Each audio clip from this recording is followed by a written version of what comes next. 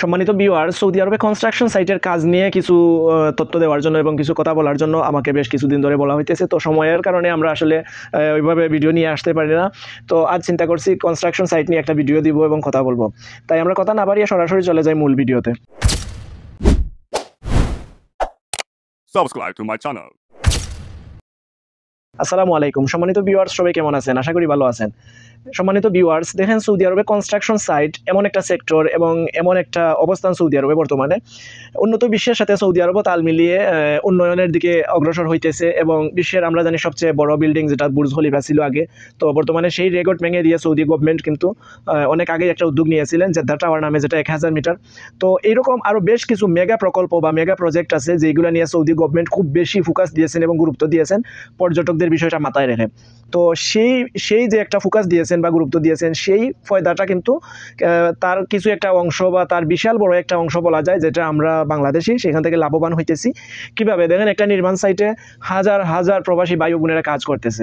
তো বিশেষ করে দেখেন বাংলাদেশে যারা নর্মাল একজন দিনমজুর বা দিনমজুর হিসেবে কাজ করেছে, স্টিল পিক্সার, কার্পেন্টার অথবা বিভিন্ন ক্যাটাগরি, বাংলাদেশে কিন্তু ওইভাবে সেক্টর ভিত্তিক কোনো কাজ কেউ না করলেও যদি কনস্ট্রাকশনের প্রতি কিছু একটা ধারণা থাকে, সেই ধারণাকে কাজে লাগিয়ে দেখা গেছে সৌদি আরবে আসার পরে 2-3 মাস হেল্পারি করতেছে, 2-3 মাস পরে এখান থেকে অবস্থান পরিবর্তন করে নতুন কোনো প্রজেক্টে গিয়ে, নতুন কোনো সাইটে গিয়ে উনি নিজের ট্রেডের উপর কাজ করতেছে এবং ট্রেডের স্যালারি পাইতেছে। তো আমরা জানি মেগা প্রকল্প যেগুলো আছে ওইখানে কাজ করতে গেলে কিন্তু আপনার তেমন একটা কয়েকটা কাজের যে অভিজ্ঞতা লাগবে ওইরকম কিছু না। যদি একটা কাজের প্রতি আপনার সামান্য ন্যূনতম জ্ঞান থাকে, সেক্ষেত্রে আপনি ওই ট্রেডের কাজ করতে পারেন। বিশেষ করে ধরেন আপনি যদি স্টিল পিক্সার কাজ করতে যান, আপনি যদি রোডের যে বাইন্ডিংটা আছে, যে কোনো একটা স্টিল অথবা রিং আমরা যেটাকে বলি, সেটা যদি বাঁধার মতো অভিজ্ঞতা আপনার থাকে, তাহলে সেক্ষেত্রে আপনি এই কাজ করতে পারবেন। কিন্তু এই কাজই যদি আপনি একটা কনস্ট্রাকশন সাইটে 1 বছর, 2 বছর, 3 বছর করেন, তারপরও দেখা যাবে ওই কনস্ট্রাকশন সাইটের এই সেক্টরের কাজ শেষ হবে না। তো সেক্ষেত্রে আপনাকে অন্য কোনো কাজের প্রতি ফোকাস দেওয়া লাগবে না এবং শেখা লাগবে না। যেইটা আপনি করতেছেন বা যেই কাজের জন্য ঢুকছেন, সেই কাজই আপনি করতে পারবেন যদি আইনত আপনি সেই কাজের জন্য অনুমোদিত হয়ে থাকেন। এখন অনুমোদিত কিভাবে হবেন? দেখেন, আপনি সৌদি আরবে আসছেন একটা পেশার উপর ভিসা নিয়ে বা একটা পেশার উপর ভিসা নিয়ে আপনি সৌদি আরবে আসছেন, আপনার ভিসাতে লেখা আছে লোড আনলোড। এখন লোড আনলোড বিশেষ করে কনস্ট্রাকশনের যে কোনো সেক্টরে কাজ করা যায় বা করতে পারতেছেন। বিভিন্ন ক্যাটাগরির কয়েকটা ভিসা আছে যেগুলো আপনি যেই কাজের প্রতি যেই ভিসা নিয়ে আসতেছেন সেই কাজ ছাড়া, সেই কাজ ছাড়া আপনি বাহিরের অন্য কোনো কাজ করতে পারবেন না।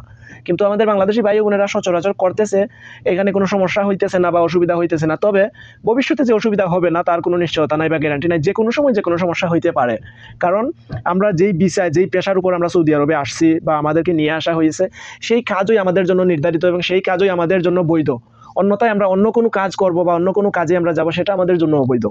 তো আমাদের বাংলাদেশি ভাই ও বোনেরা যারা আছেন সৌদি আরবে, আপনারা কনস্ট্রাকশন সাইটে বিশেষ করে আমার ধারণা মতে, আমি আমার অভিজ্ঞতা থেকে বলতেছি, 60-70% আমাদের প্রবাসী ভাই ও বোনেরা বা রেমিটেন্স আমাদের আসতেছে বিভিন্ন দেশের কনস্ট্রাকশন সাইট অর্থাৎ নির্মাণ সাইট থেকে।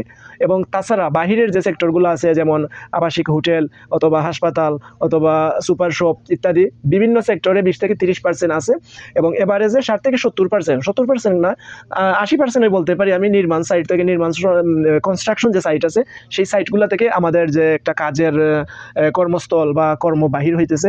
তো সেই দিক থেকে আমরা কম্পেয়ার করে বলতে পারি এই নির্মাণ সাইটগুলোর কারণে আমাদের বাংলাদেশে প্রতি বছর কোটি কোটি টাকা যাইতেছে রেমিটেন্স শুধুমাত্র এই নির্মাণ সাইটগুলো থেকে। তো আমরা যদি হেল্পারের কাজ করি, ট্রেডের কাজ করি, যেমনি করি, ভালো পরিমাণে একটা বেতন এবং ভালো একটা কিছু আশা করা যায় সেই নির্মাণ সাইটগুলো থেকে। তো নির্মাণ সাইটগুলোতে একটু কষ্ট হলেও, একটু পরিশ্রম হলেও আমরা সবাই চেষ্টা করব আমরা যাতে এই ধরনের কনস্ট্রাকশন সাইটে কাজ করতে পারি। এবং কনস্ট্রাকশন সাইটে কাজ করলে দেখা গেছে ন্যূনতম একটা হেল্পারের বেতনও 60-70 হাজার বা অনেক সময় 80,000 টাকা বাংলাদেশের হয়ে থাকে। তো এখানে আরেকটা বিষয় আছে অসুবিধার যেই বিষয়টা, সেটা হলো দেখা গেছে এই যে নির্মাণ শ্রমিক বা নির্মাণের যে সাইট প্রকল্পগুলো আছে সেখানে কাজ করতে গেলে কোনো একটা থার্ড পার্টি কোম্পানি অথবা মাধ্যম ধরে কাজ করতে হয়। যেমন বিশেষ করে আমরা সাপ্লাই কোম্পানি যেটাকে বলি, সাপ্লাই কোম্পানি বলতে কোনো কোম্পানি নাই, তবে আমাদের বাংলাদেশি বা অন্যান্য কান্ট্রির কিছু সাপ্লাইয়ার আছে যারা বাহির থেকে কর্মীকে হায়ার করে কোম্পানি থেকে ওনারা একটা রেট নেয়, সেই রেট থেকে নিজের একটা ফয়দা রেখে কর্মীকে একটা স্যালারি দিয়ে থাকে। তো বিভিন্ন বড় বড় যে মেগা প্রকল্পগুলো আছে যেগুলোতে হাজার হাজার শ্রমিক প্রয়োজন, সেই সব মেগা প্রকল্পগুলা এরকম সাপ্লায়ার হায়ার করে সাপ্লায়ারের দিকে লোক নেয়, এবং সেই লোক আমরা যারা সৌদি আরবে বা বিভিন্ন দেশে, বিশ্বের বিভিন্ন দেশে কাজ করতেছি। তো আমি যেটা মনে করি, সাপ্লায়ার ব্যতীত বা এই যে নির্মাণ শ্রমিক বা নির্মাণের যে প্রকল্পগুলা, এইগুলা ছাড়া অন্যতায় কাজ করতে গেলে, কাজ ধরতে গেলে আমাদেরকে ঘুষ দিতে হয়, টাকা দিতে হয়, বা বিভিন্ন ধরনের অসুবিধায় পড়তে হয়। তো নির্মাণ শ্রমিককে একমাত্র নির্মাণ শ্রমিক হিসাবে নির্মাণের যে প্রকল্পগুলো আছে, কনস্ট্রাকশন সাইট, সেগুলোতে কাজ করতে গেলে কোনো টাকা দেওয়া লাগে না, খুব সহজ ইজিলি কাজগুলো হয়, এবং আমাদের একটা বই থাকে স্যালারি নিয়ে।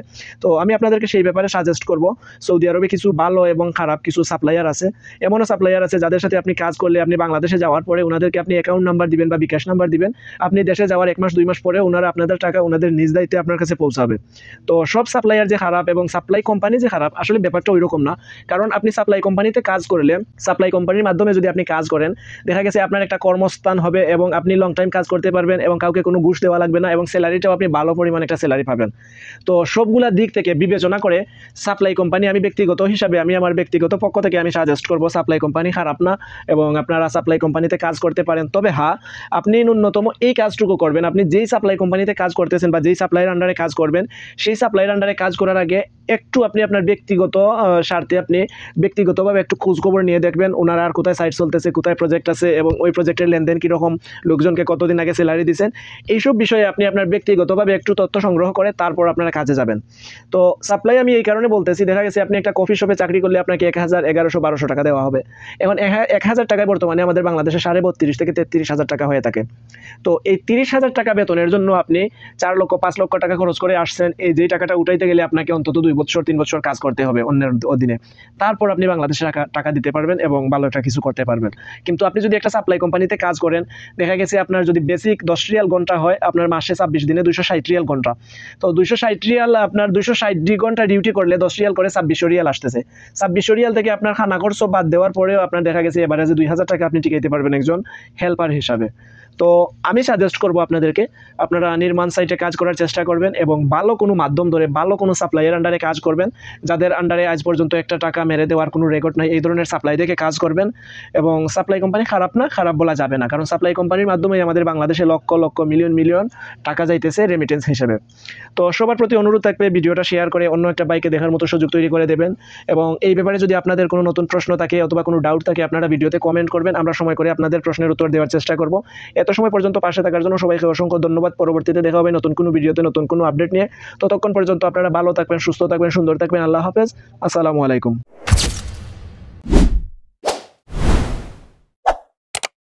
Subscribe to my channel.